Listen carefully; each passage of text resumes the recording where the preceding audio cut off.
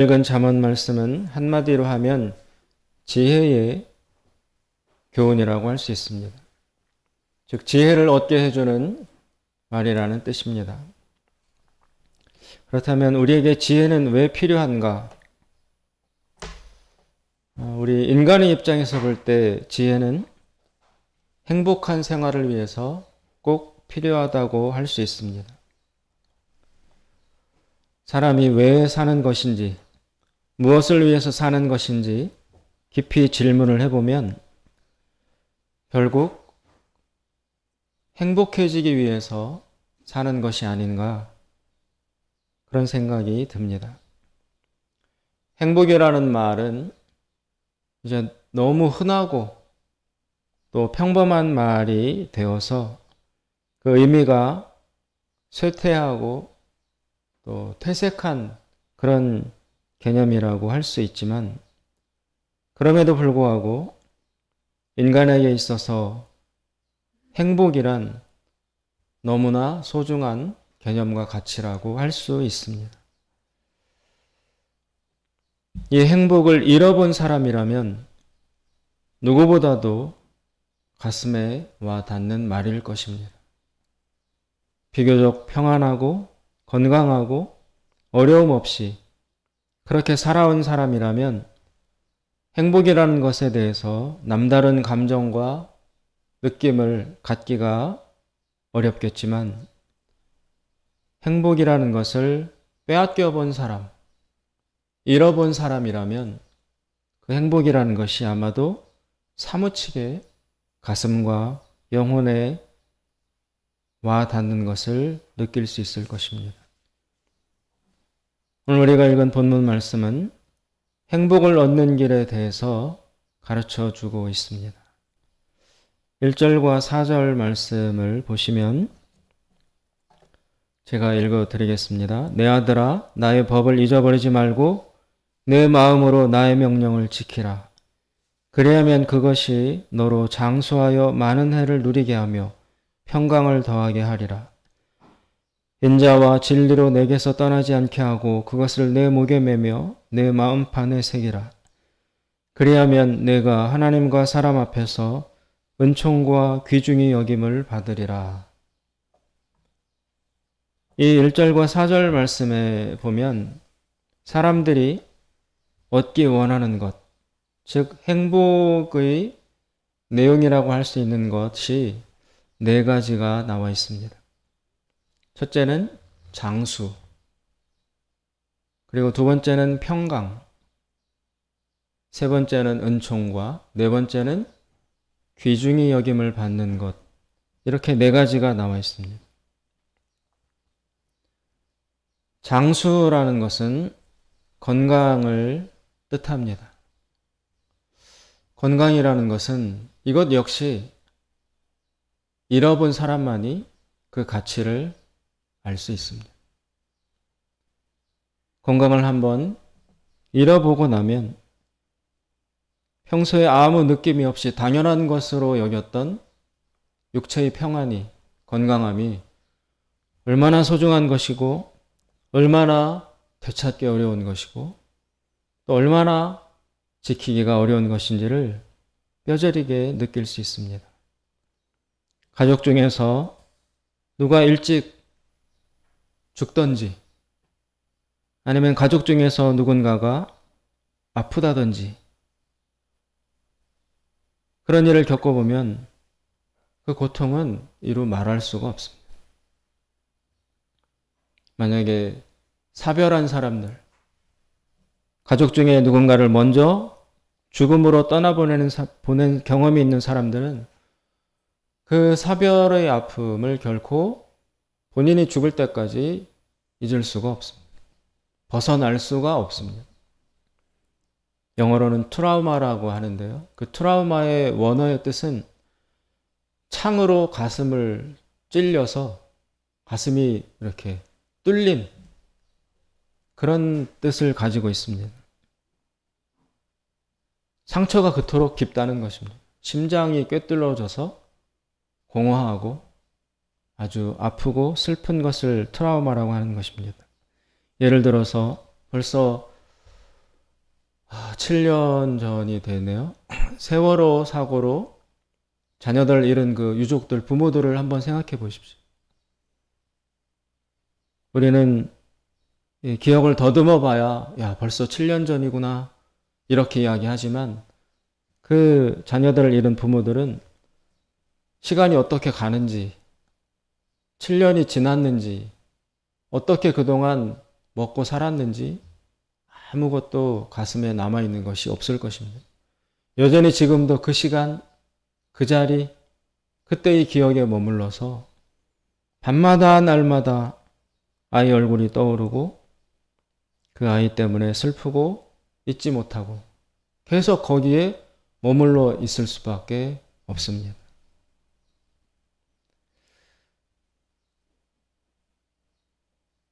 제가 이름이 기억은 안 나는데 우리나라의 연쇄살인범 중에 한 사람에 의해서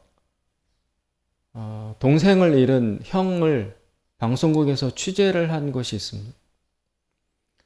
시간이 몇 년이나 흘렀는데도 불구하고 그 살인범에게 동생을 잃은 그 형은 폐인이 됐어요. 그 형제들이 같이 이제 같은 사업체에서 서로 일을 했는데 그 중에 동생 하나가 죽고 나자 다른 동생 하나는 자살했어요. 그리고 이 형은 혼자 남아서 그 살인범에게 동생을 잃은 것에 대한 원한과 복수심, 그 여파로 또 다른 동생도 자살해서 죽은 것에 대한 원한, 이것에 휩싸여서 사업도 다 망가지고 가족도 다 흩어지고 여관방에서 그 펴는 상에다가 칼로 확 찍으면서 날마다 술로 알코올 중독으로 그렇게 이 사람이 폐인이 된 채 살아가고 있는 것을 방송국에서 찍어서 보내준 적이 있습니다. 벗어날 수가 없는 것입니다. 복수심과 원한과 또 아픔과 슬픔, 이 모든 것들이 뒤범벅되어서 본인 자신의 삶도 폐허가 되게 된 것입니다. 이 장수, 건강, 이것이 사람들이 그토록 원하는 행복 중에 한 가지입니다. 두 번째는 평강이 나옵니다. 2절에 보시면 그리하면 그것이 너로 장수하여 많은 해를 누리게 하며 평강을 더하게 하리라. 평강이라는 것은 마음의 평안함을 뜻합니다. 사람들이 종교를 찾는 이유, 또 교회나 절에 가는 이유 중에 가장 첫 번째가 마음이 편안하기 위해서. 거기에 가면 마음이 편안해진다. 그 교회에 가면 왠지 모르지만 마음이 편안하다. 또 그 절 법당에 가서 앉아 있으면 마음이 아주 평안해진다. 사람들이 종교에 대해서 기대하는 것은 바로 마음의 평강이라고 할 수 있습니다. 여러분, 마음의 평강과 평안을 잃어보신 적이 있나요? 있으시겠죠? 인생을 이만큼 살아오시면서 온갖 파도와 풍파를 겪으셨을 텐데 마음의 평강을 많이 잃어보신 적이 있을 것입니다. 두렵고 공포, 걱정, 슬픔, 아픔, 미움, 또 침체, 이런 것들을 많이 느껴보셨을 것입니다. 그런데 여러분들이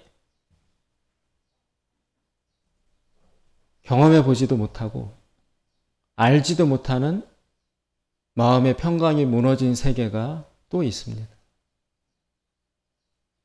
그것은 바로 우울증이나 공황장애, 그런 것들입니다. 이 우울증이나 공황장애에서 그 안에서 마음이 무너지는 것은 여러분 상상을 초월합니다. 에이, 힘들겠지. 걱정되겠지. 아프겠지, 우울하겠지, 그런 차원이 아닙니다. 겪어보지 않은 사람은 수만 가지로 설명을 해 주어도 그들이 겪는 마음의 아픔과 고통을 거의 절대적으로 알 수가 없습니다. 그래서 우울증으로 힘들어하는 사람들에게 주변에 있을 것이에요. 우울증으로 힘들어하는 사람들에게 야, 힘내. 잘 될 거야. 집에만 있지 말고 밖에 나와서 햇빛 가운데 걸어다니고 운동해. 사람이 먹어야지 안 먹으면 큰일 나. 밝게 살아. 웃고 감사해. 이런 말을 여러분 많이 해주셨을 거예요. 그런데 그런 말들이 냉정하게 말해서 우울증 환자들이나 공황장애를 앓는 사람들에게는 하나도 도움이 안 됩니다. 전혀 도움이 안 됩니다. 만약에 그런 말을 듣고 아 그래 내가 이 우울에서 벗어나야지. 즐거운 마음을 가져야지. 기쁘게 살아야지. 운동해야지. 이렇게 자신의 의지로서 그것을 헤쳐나가고 밀어나갈 수 있는 정도의 병이라면 그거는 병이라고 놓칠 수가 없어요. 우울증은 옆에 사람이 좋은 말을 해준다고 해서 또 자신이 마음을 먹는다고 해서 그렇게 해서 극복되거나 밀려나가는 병이 아니에요. 본인들의 의지와 무관하게 그 사람들의 뇌에 호르몬의 불균형이 생겨서 자기가 원치 않는데 자기의 조절 가능한 영역을 벗어나서 뇌 속에서 화학적 반응이 막 일어나기 때문에 그것들이 내 뇌를 지배해서 내 생각과 마음을 침범하는 거예요. 그러니까 공황장애나 우울증을 앓는 사람들의 마음은 자기는 안 그러고 싶은데 외부에서 와서 뇌와 마음을 막 뒤집어 놓고 찌르고 엉망으로 만들어 놓는 속수무책으로 이 사람들은 당할 수밖에 없는 상태예요. 평안하게 그냥 잘 있다가도 밥 먹다가 뭐 걸어가다가도 갑작스럽게 공포가 확 몰려오고 어두운 생각, 두려운 생각, 남들은 전혀 하지 않는 걱정 그런 것들이 그냥 속에서 생겨버려서 그 생각에 지배를 당하고 눌려서 몸이나 영혼이나 마음이 완전히 이렇게 뭐라고 그럴까 짜부러드는 그런 상태이기 때문에 이들이 간절히 원하는 것, 이 사람들이 정말 원하는 것은 바로 단 하루라도 좋으니 마음이 평안해지는 것. 정상적인 사람들은 생각이 이렇게 연쇄적으로, 논리적으로 아, 내일 시험에 병원에 가지? 뭐가 발견될지도 모르겠네? 아, 그럼 어떡하지? 이렇게 단계를 밟아서 근거를 가지고 두려워지고 걱정이 드는 거거든요. 그래서 그걸 싹 내 생각에서 이걸 치워버리고 접어버리면 그 두려움도 밀려 나가는데 이 우울증이나 공황장애를 가진 사람들은 그런 논리적 단계를 거쳐서 두려움이 몰려오는 게 아니라 그냥 엄습하는 거예요. 갑자기 바람이 확 불듯이 갑자기 불이 꺼지듯이 호련히 그런 생각과 두려움이 찾아들어서 그것을 자기의 마음과 의지로 밀어낼 수가 없어요. 이 사람들이 그토록 원하는 것은 마음의 평강, 마음이 평안하다는 것, 마음속에 걱정과 두려움이 없다는 것, 또 그런 것들이 찾아오더라도 내가 좀 정리하면, 마음을 가다듬으면, 밖에 나가서 운동하고 또 어떻게 하면 또 그것으로부터 벗어나서 잊혀지고 이런 식의 정상적인 평범한 마음 단계를 회복하는 것이 이 사람들에게는 정말 간절하고 간절한 소원입니다. 우울증은 여러분 암보다 훨씬 더 무섭습니다. 그리고 치사율, 죽는 율도 우울증이 더 높아요. 암으로 죽는 사람보다 우울증으로 인해서 죽는 사람이 훨씬 더 많습니다. 그런 마음의 평강. 우리가 누리는 누구나 가지고 있는 이 마음의 평강과 자기 조절 가능한 내면의 상태라는 게 얼마나 여러분 복되고 중요한 것인지 모릅니다. 이것을 잃고 있는 사람들은 주변에서 몸부림치고 있어요. 아우성치고 있어요. 죽음 앞에 서서 정말 그들이 할 수 있는 사력을 다해서 하루하루를 견디고 있습니다. 이런 마음의 평강, 정말 인간의 행복 중에 중요한 요소라고 할 수 있습니다. 세 번째는 은총이 나옵니다. 하나님께 은총을 받는 것. 은총은 은혜라는 뜻입니다. 축복이라는 뜻입니다. 내 힘과 능력 밖에서 하나님이 도와주시는 것. 정말 내 힘으로는 도저히 할 수 없는 일이었는데 누군가의 도움으로, 하나님의 돌보심으로 그 일이 되는 것. 이런 것들을 누리고 체험하는 것입니다. 사업하는 사람들 중에는 운칠기삼이라는 말이 통용되고 있습니다. 자신들이 사업을 하며 인생을 살아보니까 기술, 즉 자신의 능력이 다인 줄 알았다.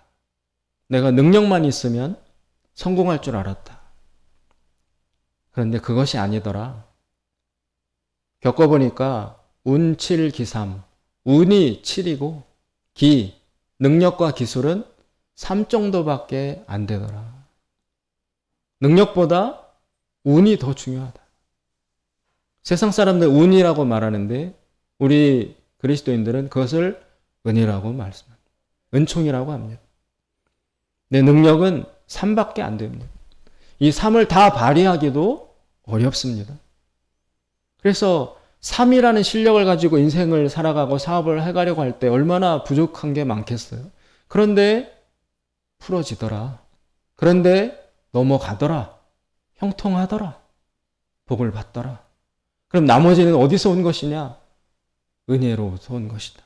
하나님의 은총으로 주어진 것이다. 돌아가신 지 오래된 삼성그룹의 창업자인 이병철 회장은 3가지를 평소에 이야기했습니다. 운, 둔, 근. 운이라는 것은 지금 말한 것처럼 이런 은혜와 은총, 운을 뜻하는 것이고, 둔은 운이 오기까지 둔하게 기다릴 줄 아는 인내. 둔하게. 반된 말은 민이죠. 예민할 때 쓰는 민. 예민하게 일희일비 엎치락뒤치락 하지 않고 둔하게 꾸준히 운이 임하기까지 기다릴 줄 아는 자세가 필요하다. 그리고 그 둔하게 기다릴 때 무슨 일을 하고 있어야 되느냐? 근본, 뿌리에 해당되는 가장 근본적인 기초적인 일을 그 둔하게 기다리는 시간에 꾸준히 해나가고 있으면 언젠가 운의 때가 임하여 형통해지는 시간이 찾아온다. 그래서 운, 둔, 근이라고 3가지를 강조했습니다. 하나님께 은총을 받는 것, 한 사람의 행복한 삶에 있어서 결정적으로 중요한 요소입니다. 저 사람 참 운이 없어. 저 사람 교회를 다니는데 은혜를 몰라. 치명적인 단점이죠. 치명적인 장애물이죠. 하나님께 은총을 받는 것, 행복한 삶을 위해서 너무나 중요한 요소입니다. 마지막 4번째는 사람 앞에서 귀중히 여김을 받는다. 이것은 여러분 명예와 성공을 뜻합니다. 존경을 받는 것입니다. 자신의 자존감을 지키고 자긍심으로 살아갈 줄 아는 그런 능력을 뜻합니다. 여러분, 사람이 실패했을 때, 그리고 그 실패를 한 번으로 끝내지 못하고 연속적으로 많은 실패를 경험했을 때, 그때 사람들은 예외 없이 열등감을 느낍니다. 열등감. 그리고 다른 사람과 자신을 비교하게 됩니다. 야, 저 사람은 저렇게 잘 해나가는데 나는 왜 이렇게 못할까? 한두 번 실패할 때는 나도 할 수 있어라고 일어설 수 있었는데, 실패가 반복이 되고 실패가 장기화될 때, 일어나기 어려운 시기가 계속될 때, 그런데 옆 사람들은 잘 나가는 것을 보고 본인은 깊은 열등감에 빠질 수밖에 없습니다. 그리고 자신에 대한 회의가 찾아옵니다. 자신은 참 무능하다는 생각. 그리고 더 깊이 들어가면 세상에 쓸모가 없는 존재구나. 나에게는 희망이 없구나. 뭐 잘하는 게 없구나. 이런 것들을 사람들이 느끼게 되면 그 사람은 대단히 행복으로부터 멀어지고 아주 고통스러운 삶을 살아갈 수밖에 없습니다. 그래서 여기 지금 1절과 4절에 나오는 장수, 건강과 평강, 마음의 평안함과 은총, 하나님의 도와주시는 힘과 그리고 인생의 말년에 이르러 잘 인생을 경영하고 다스리고 성공해서 마음이 평안하고 존경을 받고 자긍심으로 가득하고 자녀들에게 존경받고 자신의 위치를 딱 점유하고 살아가는 이 네 가지가 그 사람을 행복하게 살아가도록 만드는 필수적인 요소들이라는 것입니다. 이 네 가지를 나열한 후에 오늘 잠언을 쓴 저자는 그러면 이 행복들을 얻기 위해서는 어떻게 해야 되느냐? 그 지침을 주고 있습니다. 그 말씀이 바로 5절과 6절에 나오고 있습니다. 너는 마음을 다하여 여호와를 의뢰하고 내 명철을 의지하지 말라. 너는 범사의 그를 인정하라. 그리하면 내 길을 지도하시리라. 스스로 지혜롭게 여기지 말지어다. 여호와를 경외하며 악을 떠날지어다. 이것이 내 몸의 양약이 되어 내 골수로 윤택하게 하리라. 여기에 보면 여호와를 의뢰하라. 6절에 여호와를 인정하라. 그리고 7절에 여호와를 경외하라. 이 세 가지 행동 지침이 나오고 있습니다. 여호와를 의뢰한다는 것은 여호와를 신뢰하고 의지하라는 뜻입니다. 이렇게 여호와를 신뢰하고 인정하고 경외하면 앞에 주어졌던 그 네 가지 행복의 요소들이 너에게 주어질 것이다. 라는 가르침과 약속입니다. 그런데 이게 대단히 좋은 말이고 귀중한 말씀이긴 하지만 이런 상태에서 이 말씀을 아무리 읽고 묵상을 해도 여러분 굉장히 모호하다는 느낌을 피할 수가 없습니다. 신뢰하다, 인정하다, 경외하다가 다 추상적인 용어예요. 말은 되는데 구체적으로 어떻게 하는 것이 여호와를 경외하는 것인지, 실제적으로 어떻게 하는 것이 여호와를 인정하고 신뢰하는 것인지가 대단히 막연하고 추상적이고 모호합니다.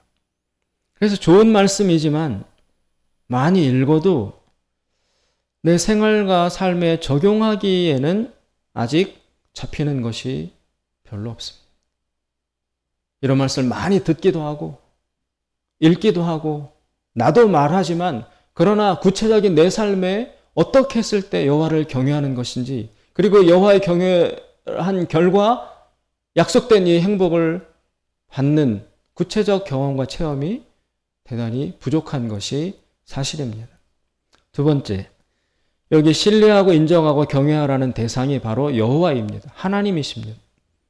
그런데 문제가 있습니다. 뭐냐 하면 여호와를 잘 모른다라는 거예요. 하나님을 우리가 잘 모른다라는 것입니다. 하나님에 대해서 딱 부러지게 한마디로 설명하기가 어렵습니다. 그래서 여호와 하나님이 누구신지를 잘 모른다는 모호함과 더불어 이 여호와를 신뢰하고 인정하고 경외하라는 이 모호함이 합쳐져서 여호와를 경외하라, 여호와를 인정하라, 이 말씀을 구체적으로 적용하는 데 있어서 굉장히 난점이 발생한다는 거예요. 어떻게 해야지 여호와를 경외하는 것이냐? 이중적인 모호함이 제시됩니다. 모호함이 겹쳐 있으므로 읽어도 딱 부러지게 현실에 적용하기가 어렵습니다.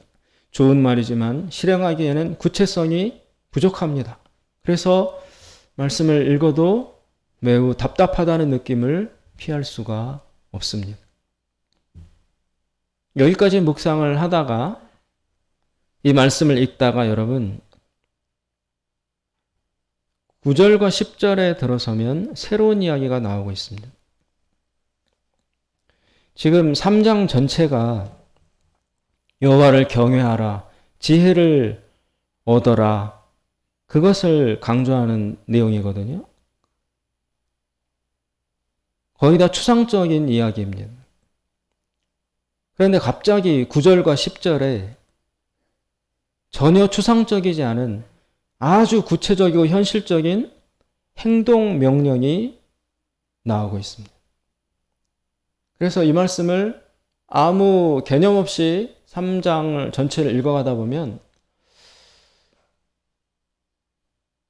뭐 다 좋은 말씀이고 은혜로운 말씀이니까 무심한 사람들은 그냥 넘어갈 수 있지만 다 추상적으로 이야기하다가 갑자기 9절과 10절에서 구체적인 행동에 대해서 이야기하는 것을 발견하게 됩니다. 그래서 9절과 10절 이야기는 대단히 맥락이 없어요.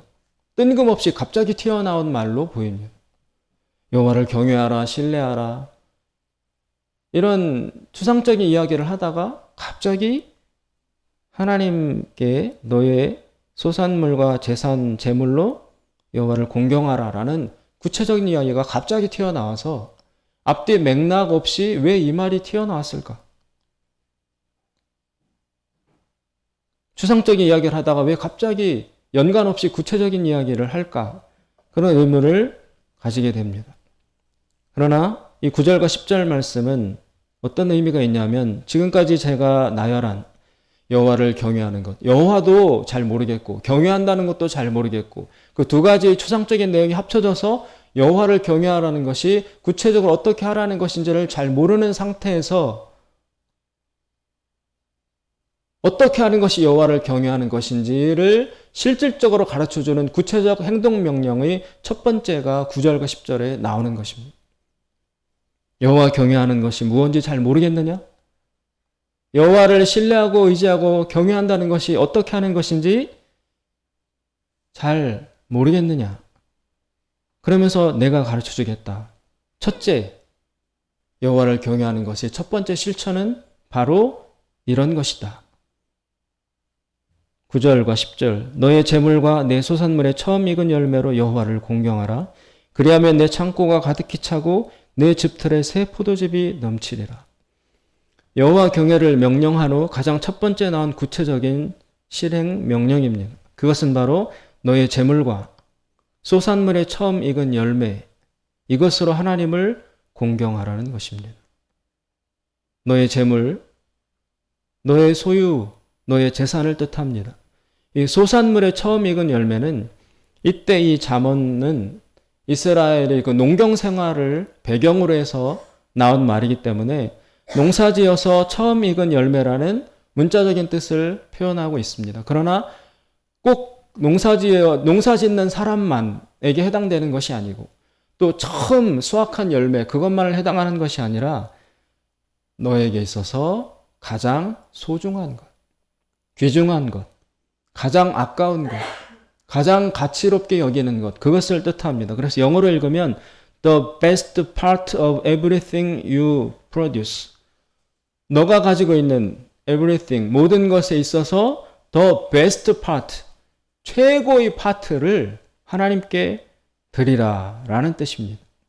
이것에는 약속이 있습니다. 보증이 있습니다. 10절 그리하면 너의 창고가 가득히 차고 너의 즙틀에 이스라엘은 포도 농사를 많이 지었으니까 포도즙을 짜는 즙 틀에 새로운 포도즙이 충만하게 넘쳐나게 될 것이다. 물질적인 축복과 형통을 얻게 될 것이다라는 약속이 주어져 있습니다. 지금 잠언을 배경으로 하고 있는 당시 이스라엘의 그 시대 배경 속에서 이 너의 재물과 소산물이 처음 익은 것으로 여호와를 공경하라 라는 것을 구체적으로 어떻게 실천할 수 있었느냐 하면 당시에는 이스라엘의 예루살렘에 성전이 있었습니다. 성전. 그리고 그 성전에서는 날마다 하나님께 짐승을 잡아서 드리는 제사가 드려졌습니다. 그래서 그 성전에서는 하나님께 바칠 제물이 날마다 필요했습니다. 소와 양과 곡식과 이런 제물이 필요했습니다. 그래서 백성들이 누군가가 그 제물을 성전에 가지고 와서 바쳐야만 제사가 이루어질 수 있었습니다. 그 성전은 여러분 무슨 기능을 하느냐? 그것은 바로 보이지 않는 하나님의 현장 사무소라고 뜻할 수 있습니다. 여호와 하나님은 추상적입니다. 보이지 않습니다. 만져지지 않습니다. 그 하나님을 어떻게 우리가 알 수 있고 만날 수 있느냐? 바로 보이지 않는 하나님을 보이게 하고 경험하게 만들어줄 수 있는 장소로 하나님이 이 땅에 이스라엘에 제공해 주신 곳이 예루살렘 성전이었어요. 그것은 오늘날로 치면 대사관과 같은 것입니다. 대사관에 가면 여러분 어떤 대사관이든지 자기 조국의 국기와 그 나라 대통령의 사진이 뒤에 걸려 있어요. 예를 들어 미국에 우리나라 대사관이 있다. 땅은 미국 땅이지만 우리나라 대사관 안에 들어가면 태극기가 걸려 있고 우리나라 대통령의 사진이 뒤에 걸려 있습니다. 그래서 미국 땅이지만 미국 땅에 살고 있지만 한국 사람이라는 것, 한국이라는 조국을 느끼게 해주고 기억하게 해주고 만나게 해주는 그런 장소로서 대사관이 주어지는 것입니다. 마찬가지로 이스라엘 예루살렘에 성전이 있었다는 것은 보이지 않는 하나님을 보이게끔 만들고 그 하나님과 교통하고 소통하고 관계를 맺도록 만들어 줄 수 있는 그런 구체적 장소로서 하나님이 인간에게 허락하신 곳이라는 것입니다. 그래서 하나님과 무언가 소통하려면 하나님과 만나려면 하나님과 관계하려면 일단 그 성전에 찾아가야 되는 것이에요. 그리고 하나님과 소통하는 방법으로 하나님이 만들어주신 제도가 바로 제사였다는 것입니다. 그러면 여호와를 경외하라. 지금 솔로몬이 가르치고 있는데 여호와를 경외하라. 여호와를 인정하고 신뢰하라. 그것을 실질적이고 구체적이고 내 생활 속에서 어떻게 실천할 수 있느냐의 가장 첫 번째가 바로 예루살렘 성전에 가서 나의 제물로 하나님께 바쳐서 제사를 드리는 것으로서 1차적 실행이 된다는 것입니다. 그렇게 함으로써 오늘 10절에 약속된 그리하면 내 창고가 가득히 차고 너희 즙틀에 새 포도즙이 넘치리라라는 하나님이 약속하신 축복을 받게 되면 비로소 순종해서 체험하고 나면 그때에서 비로소 여호와를 경외한다는 것이 무엇인지를 몸으로 그때 가서 확실히 알게 된다는 것입니다. 그런 실천이 있기 전까지는 여호와도 모호하고 여호와를 경외한다는 것도 구체적으로 어떻게 하는 것인지 막연하기만 합니다. 그래서 이 말씀을 아무리 읽어도 많이 읽고 묵상을 해도 내 생활에 경험이 되기가 대단히 어렵습니다. 여호와의 성전에 찾아가서 내 재산의 가장 중요한 것으로 내 소산물이 처음 익은 열매로 the best part를 아깝고 소중한 그것을 하나님께 드려볼 때 드리고 났을 때 하나님이 거기에 응답하셔서 축복을 주시는 것을 체험하고 나면 하나님이 살아계시구나. 약속하신 대로 나에게 부어주시는구나. 나를 보고 계시는구나. 내가 드리는 예물을 받으시는구나. 그리고 나에게 응답해 주시는구나를 실질적으로 몸과 삶으로 체험하고 났을 때 비로소 여호와는 정말 살아계시다. 여호와를 경외하는 것이 행복의 첩경이다라는 것을 누가 말로 하지 않아도 몸으로 전 존재로 알게 된다는 것입니다. 그래서 앞에서 너는 여호와를 경외하라, 범사의 그를 인정하라. 솔로몬이 이런 말로써 서론적인 가르침을 주고 난 다음에 그러면 여호와를 경외하는 것의 구체적 너희들이 행할 수 있는 실천 방법은 무엇이겠느냐? 첫째, 너의 재물을, 너의 소유를 하나님께 드리는 것을 실천할 줄 알아야 한다. 너에게 소중한 것, 아끼는 것, 귀중한 것을 하나님께 바칠 줄 아는 사람이 여호와 경외하는 것을 경험하게 된다. 그리고 여호와 경외하는 것이 무엇인지를 비로소 알게 된다라고 가르치고 있습니다. 오늘날로 치면 여러분 이것은 헌금이라고 말할 수 있습니다. 교회 역시 이 시대에 보이지 않는 하나님을 보이게 만들어주고 막연하고 모호한 하나님을 경험하게 만들어주고 하나님이 살아계신다는 것을 체험하고 느끼게 만들어주는 장소로서 우리에게 제공되어 있습니다. 그때 당시에 그들이 자신들이 살아가는 삶과 그 농경 생활에 가장 소중했던 소와 양을 그 중에서도 가장 최고의 것을 하나님께 제사로 바치고 처음 곡식 수확한 것의 첫 열매 그 중에서 가장 좋은 것을 그 아깝고 귀한 것을 하나님께 먼저 드리는 그런 실천을 함으로써 여호와 경외의 축복이 무엇인지를 체험하고 배우게 되었다면 오늘 이 시대에는 교회에 하나님 앞에 예물과 헌금을 드림으로써 거기에 응답하신 하나님을 내 몸과 삶으로 체험함으로써 하나님은 정말 살아계시구나. 약속대로 축복해 주시는구나. 이것을 확 경험한 사람이 교육으로 말로 공부로 안 되던 하나님을 아는 것, 하나님과의 관계, 여호와를 경외하는 것이 무엇인지를 그때 확실하게 포착하게 된다는 것입니다. 헌금은 하나님께 드리는 것입니다. 이것을 어떻게 드릴지는 구체적인 방법을 하나님께서 인도하십니다. 혹시라도 이렇게 생각하시는 분들도 있습니다. 꼭 교회에다가만 헌금해야 되느냐? 가난한 사람, 어려운 사람 도우면 그것도 하나님께 드리는 것 아니냐? 왜 교회만 갖다 바쳐야 되느냐? 이렇게 말하는 사람이 있습니다. 그런 반론과 의문이 나올 것을 이미 솔로몬은 예견을 하고 다른 지침을 또 주고 있습니다. 27절을 보시면 내 손이 선을 베풀 힘이 있거든 마땅히 받을 자에게 베풀기를 아끼지 말며 내게 있거든 이웃에게 이르기를 갔다가 다시 오라 내일 주겠노라 하지 말며. 이 본문 말씀에는 행동 지침이 행복을 얻기 위해서 행해야 될 행동 지침이 여러 가지가 나오고 있습니다. 오늘 읽은 본문 9절에 하나님께 드려라. 두 번째는 11절에 나옵니다. 여호와의 징계를 경외지 말라. 그 꾸지람을 싫어하지 말라.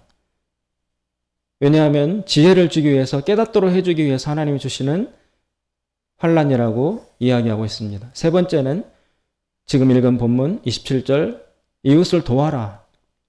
그 다음에 네 번째는 29절 내 이웃이 내 곁에서 평안히 살거든 그를 해하려고 꾀하지 말라. 즉 시기나 질투하지 말아라. 비교의식에서 벗어나라.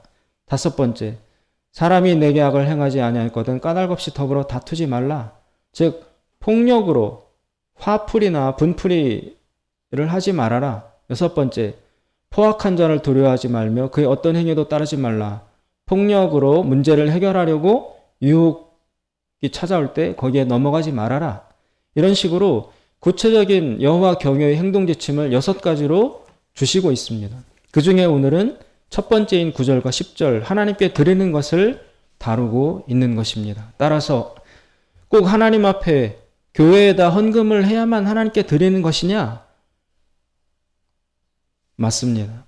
왜냐하면 하나님께 드리는 헌금과 구별되어서 27절에 다른 사람을 돕고 구제하는 것에 대해서 따로 말씀을 하고 있기 때문에 다른 사람을 돕는 구제와 봉사와 섬김과 하나님께 드리는 헌금과는 분명히 구별된다는 것을 여기에서 확실히 하고 있습니다. 그래서 그 두 가지를 섞어서 꼭 교회 해야 돼? 하나님께 드려야 돼? 다른 사람 돕고 다른 교회 보내고 뭐 이렇게 하면 되지 그렇지 않다는 것입니다. 하나님께 드려야 할 것이 따로 있고 또 다른 그 여력을 더 발휘해서 너에게 도울 힘이 있거든 다른 사람을 돕는 것도 같이 병행하라는 명령입니다. 보이는 물질, 즉 내 것을 보이지 않는 하나님께 드리는 것이 하나님을 공경하는 것을 실천하는 구체적인 첫걸음이라고 오늘 가르치고 있습니다. 하나님께 헌금과 예물을 드릴 줄 아는 것이 바로 하나님을 인정한다는 것의 증거입니다. 그것이 바로 하나님을 경외한다는 것의 증명입니다. 입으로, 말로 하나님을 경외한다, 하나님을 사랑하고 공경하고 인정한다라고 말을 하지만 그러나 하나님 앞에 드릴 줄 모르는 사람은 실질적으로 하나님을 경외하는 것이 무엇인지 모르는 사람과 동일하다고 오늘 본문은 이야기하고 있습니다. 그래서 여호와를 경외할 줄 모르는 사람, 구체적인 삶과 행동과 실천으로 여호와 경외를 실행하지 않는 사람은 오늘 하나님이 약속하신 장수와 평강과 은총과 다른 사람들 앞에서 귀중히 여김을 받는 이 중요한 네 가지의 행복의 요소를 체험하고 누리기가 어렵게 된다는 것입니다. 종교개혁을 일으켰던 마르틴 루터는 이렇게 가르쳤습니다. 사람이 회심하는데, 즉 하나님께로 마음이 돌아오고 변화되는 데에는 세 단계가 있다. 첫째, 머리의 회심. 하나님을 믿어야 되겠구나. 하나님이 살아계시구나. 그것을 머리로 아는 것. 두 번째, 가슴의 회심. 아는 것뿐만이 아니라 하나님이 살아계심을 느끼는 거예요. 실질적으로. 감성적으로, 감정적으로. 그리고 마지막 세 번째 단계는 무엇이냐면 지갑의 회심이라고 이야기했습니다. 지갑이 회심하는 것. 머리가 회심하고 가슴이 회심하고 난 다음에 지갑이 회심하는 단계까지 이르러야 그 사람은 진짜 회심한 사람이다라고 인정할 수 있다라고 루터는 이야기했습니다. 지갑이 뭡니까? 하나님께 드리는 것을 뜻합니다. 하나님께 헌금과 예물을 드릴 줄 아는 그 단계까지 회심이 이루어져야 참된 회심의 단계에 도달했다라고 인정할 수 있다라는 것입니다. 예수님은 너의 보물이 있는 곳에 너의 마음도 있다. 너의 소중하게 여기는 거기에 바로 너의 마음도 가 있다. 하나님과 재물을 겸하여 섬길 수 없다. 둘 중에 하나는 우상이다. 라고 이야기하셨습니다. 하나님은 우리가 겪어보기 전에는, 경험하기 전에는 막연한 분이십니다. 실제적으로 하나님을 인정한다는 것을 행위로 보여드리기가 대단히 어렵습니다. 말과 개념에 그칠 가능성이 높습니다. 그러나 내 소중한 구체적인 물질을, 돈을, 이 중요한 가치를 하나님께 드릴 줄 아는 그 사람이 하나님이 경외하는 것을 참으로 아는 사람이라고 본문은 이야기하고 있습니다.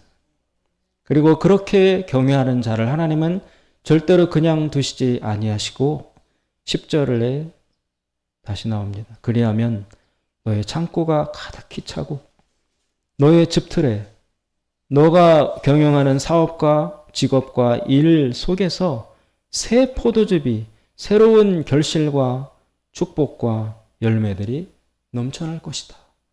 이것을 체험해보라.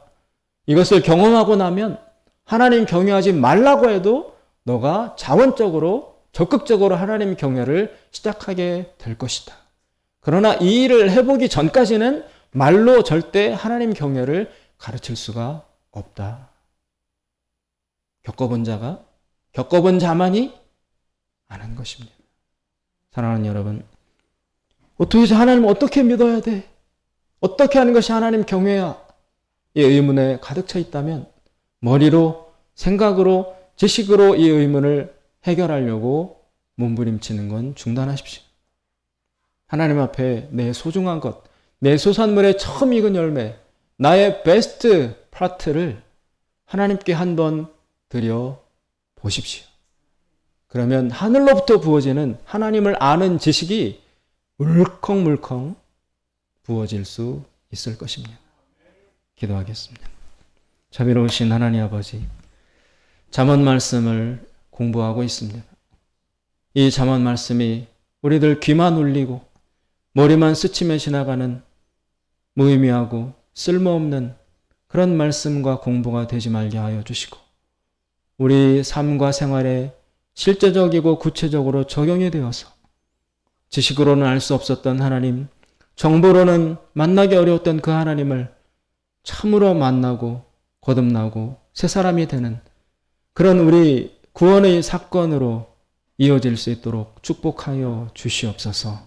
예수님의 이름으로 기도드리옵나이다. 아멘. 우리 자리에서